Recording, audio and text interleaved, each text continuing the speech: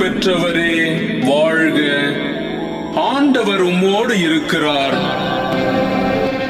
மரியா, அஞ்ச வேண்டாம், கடவுளின் அருளை கண்டடைந்துள்ளீர். கருவுற்ற ஒரு மகனை பெறுவீர். அவருக்கு இயேசு என்னும் பெயரிடுவீர். அவர் கடவுளின் மகன் எனப்படுவார். இது எப்படி நிகழும்? நானும் ஒரு கன்னியாயிற்றே. தூய ஆவி உம்மீது வரும். உன்னத கடவுளின் வல்லமை உம்மேல் நிழலிடும்.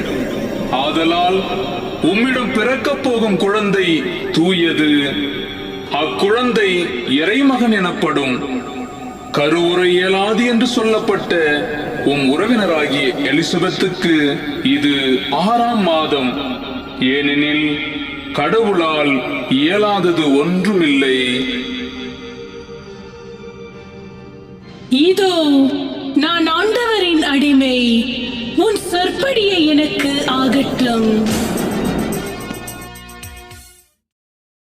யோசேப்பே, தாவீதின் மகனே, உன் மனைவி மரியாவை ஏற்றுக்கொள்ள அஞ்ச வேண்டாம். ஏனெனில் அவள் கருவுற்றிருப்பது தூய ஆவியால் தான். அவர் ஒரு மகனை பெற்றெடுப்பார். அவருக்கு இயேசு என பெயரிடுவீர். ஏனெனில் அவர் தம் மக்களை அவர்களுடைய பாவங்களிலிருந்து மீட்பார்.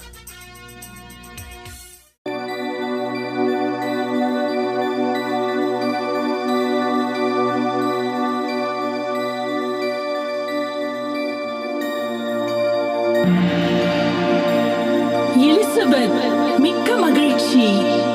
மலடி என்று ஏளனம் செய்யப்பட்ட உனக்கு கடவுளின் அருளால் இது 6ஆம் மாதம் என்று தெரிந்து கொண்டேன். என் மனமார்ந்த வாழ்த்துக்கள். இறை அருள் ஆசிரம் உனக்கு எப்போதும் இருக்கட்டும். பெண்களுக்குள் நீர் ஆசி பெற்றவர். உம் வயிற்றில் வளரும் குழந்தையும் ஆசி பெற்றதே. என் ஆண்டவரின் தாய் என்னிட வர நான் யார்?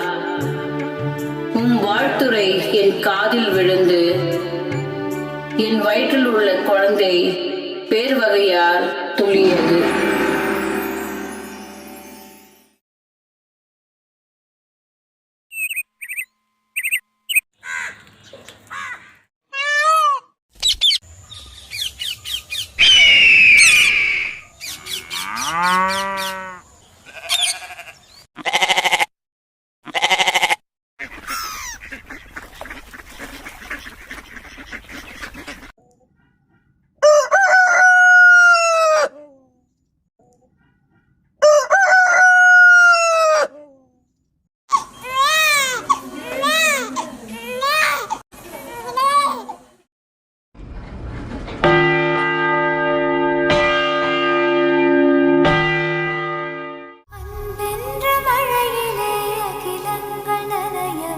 அதிரூபந்தோ